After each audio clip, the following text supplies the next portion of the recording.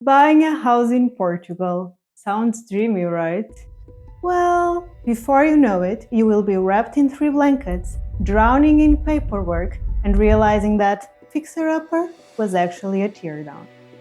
I'm Mar, your Portuguese interior designer, and these are the three top mistakes no one warns you about when buying a house in Portugal. Are you ready to avoid them? Grab your pen and paper, and let's go! Mistake number one, the emotional purchase. This is the most common mistake. Falling in love with a house, but not the lifestyle that comes with it. You see it, the Portuguese dream. Rolling hills, fresh air, peaceful mornings. You are sipping wine at sunset, writing a novel, and somehow becoming naturally stress free overnight. When you buy a house, you are also buying a lifestyle. And of course, Portugal has very different lifestyles depending on where you choose to live. If you have a few house and garden magazines on your coffee table, small villages in regions like Minho, Douro, the Oeste, or Alentejo might be perfect for you. Life here moves in a slower pace, with grape harvesting, crackling fireplaces, and endless golden fields.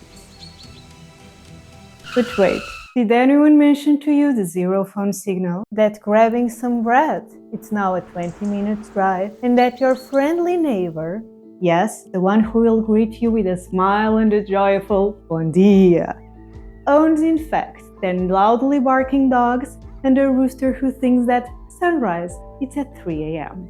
You might have an amazing mercearia, a tiny grocery store with a curated selection of wines and cheeses, but supermarkets, hospitals, social life are usually a few kilometers away, and no, pumpkin macchiato it's not on the menu on your new tiny village. Portuguese villages have seen their population decline drastically or be completely abandoned. But this actually opens up unique opportunities to invest in these areas, engage with local communities and revitalize them, preserve the cultural heritage, and enjoy a serene lifestyle. Coastal cities like Faro, Cascais, Peniche offer the perfect mix of charm and convenience. You get the ocean views, local charm, and a slower pace of life. But in the summer, expect streets to get packed, restaurants to double their prices, and even grabbing coffee to feel like waiting in line at Disneyland. What about the big cities? The food? Amazing. Walkability? 10 out of 10. Cultural life? Incredible. But expect a battle for parking every single day. And don't be surprised if you find yourself knowing your neighbor's bathroom schedule a little too well. That century-old flooring? Beautiful, but it's basically an intercom. We all fell in love with something, or someone, that wasn't exactly right for us. So before making a commitment you might regret, be brutally honest about your lifestyle needs. Big city, small city, countryside. Do you thrive on social life, vibrancy and convenience, or do you want space, peace and slow living? What's your daily routine? Are you a daily walk kind of person? Do you have particular dietary needs that require a big supermarket? Do you want a fancy gym? How close do you need to be to a hospital? What type of community life do you want? Some areas have well-established expat communities and you will be meeting people from all over the world. In smaller towns and villages, you will embrace the Portuguese way of life, and if you're lucky, a Portuguese grandma might adopt you. Knowing Portuguese will always make you fit in better. Now, if you actually want to practice, please ask us to speak in Portuguese because 9 times out of 10 we just switch to English before you can even say bom dia. Visit in multiple seasons. A coastal town might feel peaceful in winter but be overpacked in the summer, while a quiet village can be the perfect retreat for those warm months but feel surprisingly isolated in peak February. In August 2024 alone, Portugal welcomed a record 3.8 million foreign tourists. And while Lisbon and Porto are the primary destinations, it's essential to reflect how these influxes might impact your daily life. Your dream home won't feel like a dream if your daily life becomes a struggle. So choose wisely, your future you will thank you. Mistake number 2, assuming new builds are flawless. You would think buying brand new means zero problems, right? No headaches, no hidden surprises. Until that pristine new house starts falling apart before you even unpack. Why? Here's what you're not being told. New construction defects are an ongoing concern in Portugal. Issues in waterproofing, rushed finishes, insulation, and don't be surprised if the very first Portuguese word you learn is umidade, because you will be saying hola to all types of moisture problems. Here's a fun fact that's not fun at all. In 2019, 24.4% of Portuguese houses had leaking roofs, damp walls, or rot. So what can you do to ensure your dream house doesn't turn into a PhD in water damage? Research the developer before you sign anything. Go deep into the developer's track record and visit previous projects, seek feedback from other homeowners in the neighborhood, read buyer reviews. Don't shy away from asking about insulation, waterproofing, construction standards, and the exact materials the house was built with. But it's all pepper on the exterior walls? It's not charming patina, it's your first red flag. Let's be honest, the first few months you'll be spending a lot of time staring at your walls, questioning all your life decisions. So know what you will be looking at, because cheap materials equal expensive regrets. Get an inspection. Better to find about problems before than having a leaking ceiling as your housewarming gift. Know your rights, because developers will test them. In Portugal, new builds come with warranties. For houses bought after January 2022, structural defects are covered for 10 years. This includes foundations, retaining structures, roofs, load-bearing walls. For the non-structural elements, such as the electrical system, plumbing, windows, doors, sanitary ware, kitchen cabinets, it's 5 years, and then 2 years on appliances. Ensure you are fully aware of the coverage and the process for making claims, and hire a lawyer if needed.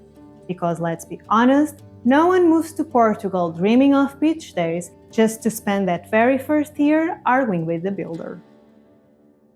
Mistake number 3, underestimating renovations. You find a gorgeous historic home in Portugal that matches your dream home Pinterest board. Until that do-it-yourself Pandora's box turns into a Freddy Krueger's nightmare. The charming fixer-upper has 1950s wiring, zero insulation, Asian plumbing, and enough moisture for you to start a mushroom farm in your closet.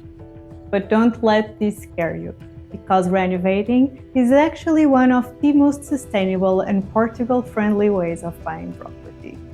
Of the approximately 730,000 empty houses in Portugal, more than half have the potential to become your dream home. And by doing so, you will be part of Portugal's narrative and breathing new life into spaces that were forgotten. So let's talk about how to do it right so you don't end up on the stairway to hell. Get a building inspection before anything else. Independent inspections aren't a standard in Portugal yet, but trust me, get one. Want to know a little Portuguese secret? We tend to cover serious issues with a fresh coat of paint, cheap flooring, a cute-looking renovation. But just like the childhood trauma we are trying to get away from, whatever was hidden will resurface. Know the real costs of renovation. Renovating isn't a one-size-fits-all. Cosmetic fixes like paint, replacing fixtures, minor repairs can be between 500 to 1,000 per square meter. More serious work, such as plumbing, rewiring, kitchen and bathroom updates, will cost you anywhere between 1,000 to 1,500 per square meter. A full-scale transformation with structural renovations and extensions can go up to 1,500 to 2,500 per square meter or more. As we say in Portuguese, this is a rough estimate to give you Mamirer. But the golden rule of renovations? Whatever your budget is, add at least 20 to 30% extra for surprises. And not the fun kind, the expensive kind. Permits, bureaucracy, and hidden surprises. Properties that have been inhabited for years can be missing a few important documents, not be exactly legal, and come with inheritance disputes. Once you deal with all that, it's time for the permits. For big renovations, such as structural changes, expanding, demolishing, you will need a construction permit, licença de obras. For smaller updates, like reconfiguring a room, minor facade changes, a prior notification is needed. Comunicação prévia. Expect delays. Things take time, materials take time, permits take time, and sometimes your contractor goes through longer than your emotionally unavailable ex. In Portugal, many businesses, especially in construction and design, fully close in August. So if you are putting together your timeline, let's just assume we only have 11 months here. Work with local experts. Having the right professionals who understand local materials, regulations, and costs is key. The right professionals will guide you through the entire process, helping you navigate all the challenges. An extra tip: look for available rehabilitation programs. You might get some financial help along the way. More than just buying a house, I know that moving to a new country is about fulfilling years of dreams, expectations, late night life in Portugal Google searches, and putting together Pinterest boards. There will be unexpected delays, frustrating paperwork, and moments where you might think, what have I gotten myself into? So whenever you hit a roadblock, pause, breathe, be patient, be kind, and most importantly, trust the process, because I promise you it will be worth it.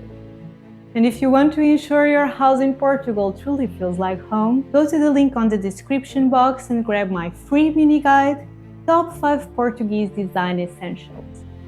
I would love to hear about your journey so far. If you're already living in Portugal, dreaming about it, what struggles are you facing? Let me know in the comments. And if this video helped you, don't forget to like and subscribe. I'm just getting started here, but it would be really nice if we could walk this road together. Buying a house in Portugal, you will be creating a home and a place where you truly belong. So enjoy this exciting new chapter. Muitíssimo obrigada, happy house hunting, and I'll see you on the next one. Ciao, ciao!